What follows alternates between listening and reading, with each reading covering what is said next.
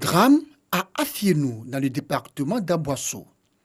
Le père Échabilé, vicaire à la paroisse Saint-François d'Assise, a été retrouvé pendu dans la cour de l'église, selon l'office diocésain de la communication de Grand Bassam. Ce matin, le corps du père Richard a été découvert après la messe par le curé de la paroisse. Au regard des premiers signes, le père se serait donné la mort par pendaison. Mais les enquêtes de la brigade de gendarmerie de Maféré sont en cours et nous situerons sur les causes exactes du décès. Ayant été saisi du drame, Monseigneur Raymond Awa, étreint par la douleur, invite les uns et les autres à la sérénité et au recueillement. Pourquoi le père Échabilé se serait-il donné la mort? Une semaine avant ce jour, l'évêque avait été saisi de l'accusation de son prêtre d'un acte de pédophilie. Les décisions idoines ont été prises en la matière, attendant la conclusion de la Semaine sainte. La procédure en la matière est en cours quand Monseigneur Raymond Awa apprend ce matin même le drame qui fait l'objet de ce point de presse. Le père Échabilé est né en 1968 et a été ordonné prêtre le 23 novembre 2003 pour le compte du diocèse de Grand Bassam. Le service action sanitaire du district sanitaire de Mans est formel concernant l'information relayée sur la toile selon laquelle le district sanitaire de Mans aurait enregistré un cas de décès lié à la dengue. Nous n'avons eu aucun cas de décès lié à la dengue à Mans. Et nous continuons la surveillance. Nous continuons la surveillance dans toutes les structures de santé et tous ceux qui se sentent malades, il faut aller à l'hôpital. Et c'est à l'hôpital qu'on va pouvoir faire le tri et puis savoir que ceci et cela, de telle sorte que toute la population puisse vivre tranquillement. Pas donc de décès dû à la dengue dans le district sanitaire de Mans. Néanmoins, il faut observer les mesures préventives collectives et individuelles car la menace est réelle. C'est toutes les actions d'assainissement environnemental de façon collective. Assécher tous les eaux stagnantes autour de la maison, éviter que les pneus usés, que les boîtes de conserve retiennent de l'eau aux alentours de la maison, éviter que les caniveaux soient insalubres.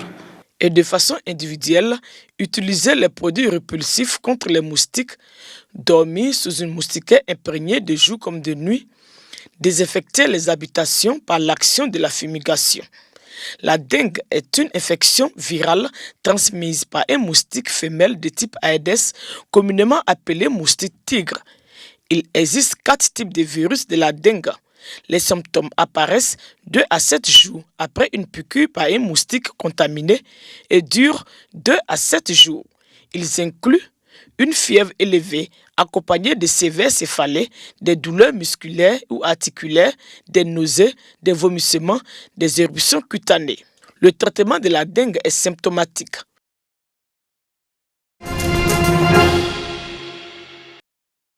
Un colis tombé du ciel pour cet hôpital du Ghana. Ces médicaments n'ont été livrés par camion, mais par drone. Le pays lance un système novateur de livraison du matériel médical. Lorsque les gens ont des besoins urgents, que leur vie est en danger, que l'hôpital n'a peut-être pas le sang ou les médicaments nécessaires pour rester en vie, nous pouvons les faire parvenir en 15 ou 20 minutes en envoyant un drone et en faisant tomber un paquet de médicaments à l'hôpital.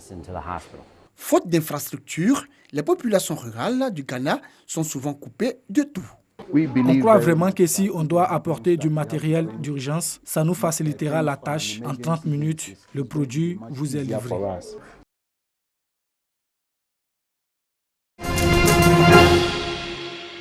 Danielle Bakayoko est présidente d'une ONG caritative. Elle exerce dans le département de Gagnoa. Ce lundi de Pâques, elle est à Abidjan pour prendre part à une cérémonie de réception de dons. Avec elle, 5 autres ONG bénéficiaires de la Grande Collecte, une initiative des Aisins du Bonheur. Nous avons une activité qui est la Grande Collecte du Bonheur et qui consiste à collecter des dons et des vivres, des non-vivres, tout ce qui est utile et dont les gens ne s'en servent plus. On les collecte pour les offrir à des associations qui s'occupent des enfants et des personnes de tout âge en situation difficile. Tout ça fait 100 cartons au moins qu'on a emballés pour ces ONG. Pour les enfants démunis et les couches défavorisées, le geste des zinzins du bonheur est juste ce qu'il faut pour leur redonner le sourire. Dans les villages, on a besoin de vivres, de vêtements, de chaussures, d'un peu de tout. Ce dont un enfant normal a besoin pour vivre. Donc je pense que ce sont ces dons-là qu'on nous a remis et que nous allons partir distribuer aux enfants. La grande collecte du bonheur, ce sont 3 mois de sensibilisation et d'appel aux bonnes volontés pour réunir ces vivres et non-vivres, estimés à plusieurs millions de francs CFA. Depuis 2012, le pari des zinzins du bonheur est de contribuer à réduire considérablement les inégalités sociales en apportant de l'aide aux plus démunis, toujours dans la bonne humeur.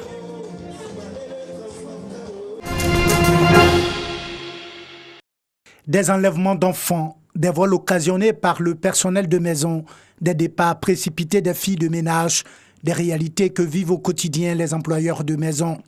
Certains ont choisi de se mettre en association pour faire face à ces difficultés. L'idée est partie de tous les drames que nous vivons dans les familles, le manque récurrent des filles de maison, d'aide à domicile, on peut dire ça comme ça, et puis la désorganisation du secteur. Et plus, aujourd'hui, il y a plein de drames. Il y a les enlèvements d'enfants, les mères de famille ne sont pas aidées. Donc c'est difficile vraiment de laisser nos enfants pour aller au boulot, pour vaquer à nos occupations.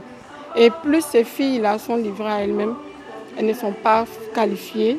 Donc ça cause vraiment un gros souci à toutes les familles. L'Association des particuliers employeurs de maison, APEMSI, compte à ce jour 107 membres appelés ambassadeurs. Leur mission est d'œuvrer pour la mise en valeur de l'association. Il y a beaucoup de structures en fait, qui sont informelles, qui sont là. Et on se rend compte qu'en dépit de toutes ces structures-là, l'insécurité est toujours là. On n'a pas la paix. Il était bon quand même de penser en fait, à une structure plutôt formelle et qui penserait en fait, à voir comment aborder ces questions-là de façon définitive. En tant qu'ambassadrice, je dirais que ma mission est d'encourager les adhésions pour avoir le plus de monde possible. Parce que vous savez, je le dis comme ça, avec un doigt, on ne peut pas faire un véritable changement. Donc le maximum de personnes qui adhéreront à la société, ça va permettre de faire porter notre voix plus haut et d'avoir un véritable changement dans ce secteur-là. L'APEMSI est une association de personnes employant du personnel de maison. Elle œuvre pour réguler le secteur et sécuriser les familles, particulièrement les enfants. Facebook, Twitter, Instagram sont les médias sociaux les plus utilisés des partis politiques et sociétés civiles en Côte d'Ivoire, d'où l'intérêt de cette information. La Fondation a décidé de leur donner ces outils qui sont aujourd'hui la communication digitale.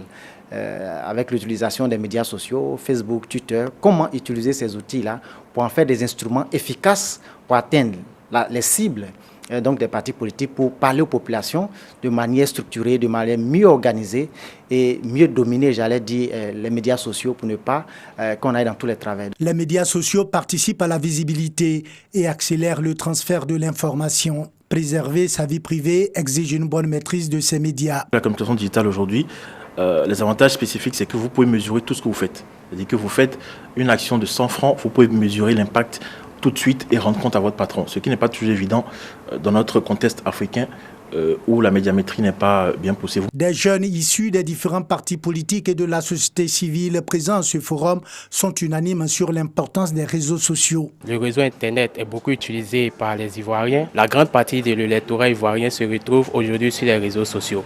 Donc cette formation est la bienvenue parce que nous, en tant que politiques, on aura vraiment les outils pour pouvoir convaincre notre électorat au niveau des réseaux sociaux. La communication de nos jours, elle est digitale, majoritairement. Voilà, donc nous venons acquérir de nouvelles connaissances, d'agrandir nos performances dans le but d'être très compétitifs sur le terrain. Au sortir de cette formation, j'espère être vraiment compétitif au niveau des réseaux sociaux, en vue de sensibiliser toutes les couches sociales. La Fondation Friedrich Neumann est une fondation politique allemande créée en 1958. Elle œuvre pour la promotion des libertés économiques, politiques et civiles dans plus de 60 pays à travers le monde.